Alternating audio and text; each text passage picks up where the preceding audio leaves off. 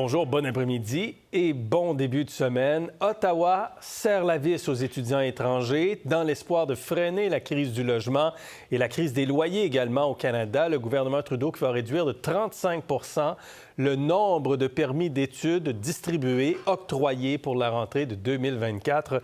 C'est un gros sujet qu'on va aborder avec nos amis aujourd'hui. Kerlande, Jacinthe-Ève, Rodolphe, à vous trois, bonjour. Bonjour. Bon après-midi, bon début de semaine. Si à la maison, vous avez le goût de commenter nos sujets, vous n'hésitez pas toujours, zoneinfo@radiocanada.ca.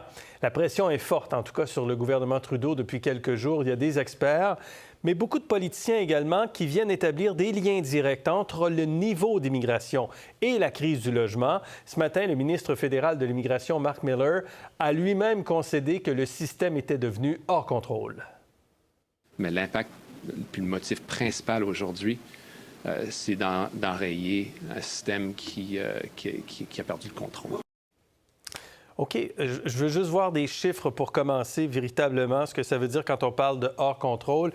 C'est-à-dire sur les permis étudiants, puis on l'a montré, une baisse de 35 parce qu'on était rendu à plus de 500 000 permis d'études pour des étudiants étrangers en 2023. On va baisser ça à 360 000. On va plafonner à 360 000 en 2024. Et quand on regarde l'évolution du nombre d'étudiants étrangers au Canada, en 2019, il y en avait 637 000 au total qui avaient eu des permis dans l'année ou dans les années précédentes. En 2022, on était rendu à 807 000 et l'an passé à plus d'1 million, en hausse de 27 sur une année. Alors, plafonner, Kerlande, comme ça, le nombre de permis, là, est-ce que c'est une bonne solution du gouvernement?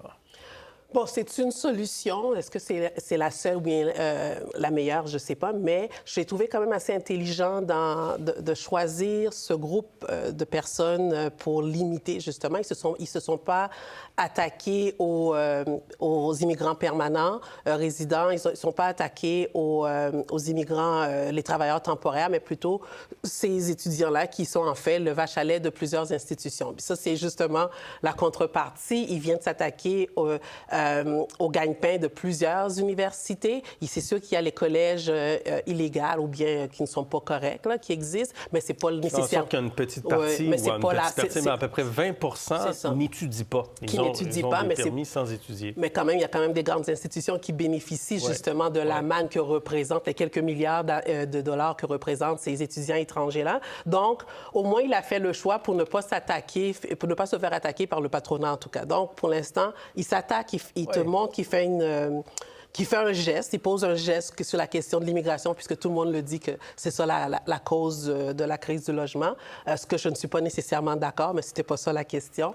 C'est une réponse intéressante quand même. On va y revenir, savoir jusqu'à quel point ce débat dérape. Je veux vous entendre sur la solution par rapport aux étudiants étrangers, Jacinthe-Ève. Bien, cette solution, elle est intéressante, mais elle aura des impacts seulement dans quelques années, parce qu'il reste que les étudiants qui ont actuellement leur visa d'étudiant, ils sont actuellement en sol canadien. Donc, même si on réduit les cibles pour 2024, on va voir les impacts en 2025, 26, 27, au fur et à mesure que ces étudiants-là gradueront et soit repartiront ou deviendront des immigrants permanents. Donc, c'est une solution, c'est dans un mais elle doit se situer dans un portefeuille de différentes solutions. C'est pas suffisant et certainement pas non plus, on n'aura pas des résultats à court terme. OK. Rodolphe.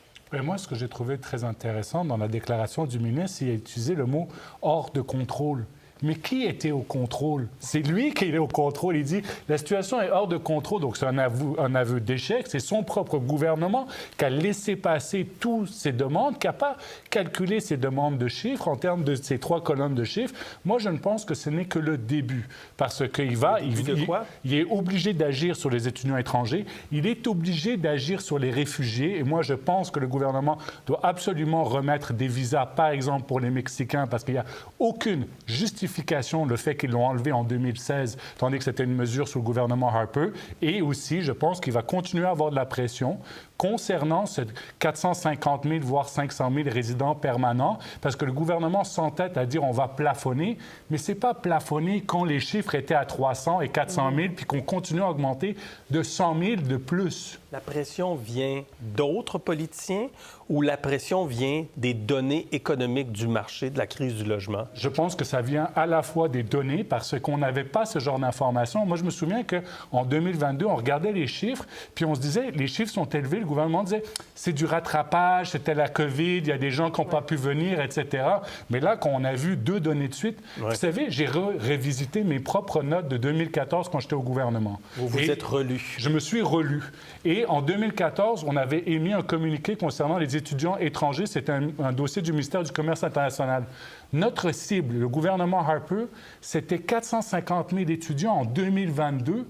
On était à peine à 250 000 étudiants étrangers en 2014. Donc, le gouvernement a doublé. Donc, toutes les catégories de chiffres, on regarde du gouvernement Trudeau, ils ont doublé les résidents permanents, les étrangers, et je ne parle pas des étudiants étrangers, et je ne parle pas, bien évidemment, des travailleurs temporaires. Alors, pour certains, ça crée donc une pression sur le logement, ça crée une pression sur les loyers. Et Mark Miller disait aujourd'hui, peut-être que de réduire le nombre d'étudiants, qui sont souvent des gens qui se retrouvent en logement, qui louent des appartements, va aider à calmer un peu l'inflation des loyers. On l'écoute. La diminution du volume va avoir un impact sur les loyers principalement.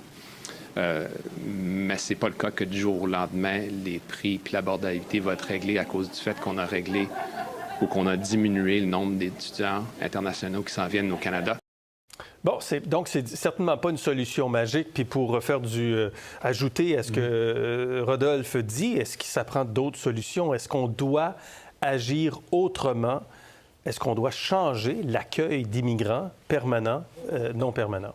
Bien, juste au niveau du logement, je voulais juste rappeler que l'année dernière, en août à peu près, je crois bien, que chez la COPS, c'est ça? Hein? Oui, chez la COPS. Chez la COPS, l'ancienne ministre libérale, elle avait fait une déclaration à Bloomberg disant qu'on est en train de vivre 30 ans de sous-investissement dans le logement. Donc, c'est quand même 30 ans de sous-investissement, ça c'est de 1. Et l'année passée, à pareille heure, le 16 janvier de l'année passée, la SCHL, excusez, la SCHL bon, je suis là pour vous, moi. Merci, disait que la situation qu'on vivait, c'était essentiellement à cause des difficultés d'emprunt ou des conditions d'emprunt, également la pénurie de main-d'œuvre. Et 1 an plus tard, on met l'emphase sur l'immigration. Puis je dis pas qu'il n'y a pas un problème réel, un enjeu réel d'immigration, de planification d'immigration. Et moi-même, l'année passée, je pense que c'était à Zone Économie, je disais, oui, on peut accueillir dans la mesure qu'on peut faciliter l'intégration économique de ces personnes-là. Voilà. Accueillir pour accueillir et que les gens se retrouvent gros gens comme devant, là, ça marche pas non plus. Et donc, aujourd'hui, la difficulté réelle, c'est de prendre le temps de réellement réfléchir sur notre capacité, oui, d'accueil, mais comment qu'on veut accueillir ces personnes-là. On ne l'a jamais faite réellement, cette discussion-là. Donc, il faudrait la faire. Et et dans le discours, arrêtez de dire que c'est l'immigration. C'est la planification de l'accueil des immigrants qui est problématique. Et c'est la hausse, parce qu'on met beaucoup de chiffres sur la table, justement, pour faire une bonne discussion. C'est la montée rapide, hein? C'est la montée par centaines de milliers. Excuse-moi. Tantôt, on parlait de trop de réfugiés, mais on a accueilli 75 000 Ukrainiens. C'est comme on décrit quelque chose, mais d'un autre côté, on pose des gestes qui disent qui viennent à l'encontre de ce qu'on décrit. Donc, bon. On a des discours contraires selon le groupe de personnes qu'on veut accueillir ou pas. Jacinthe, est-ce qu'il faut repenser tous nos niveaux d'immigration? Bien oui, et il ne faut pas agir exclusivement sur l'immigration, parce que oui, on a une courbe démographique qui s'accentue. Quand on regarde la courbe démographique, la population du Canada augmente pas au même rythme que les mises en chantier, par exemple. Donc, il ne faut pas regarder cette situation-là exclusivement sous l'angle de l'immigration, mais il faut la regarder aussi sous l'angle des mises en chantier. On a un immense territoire. On ne manque pas de terrain, on ne manque pas d'espace. Alors, il y a une problématique aussi que le gouvernement Trudeau n'a pas pas adressé depuis 2015 qu'il est au pouvoir.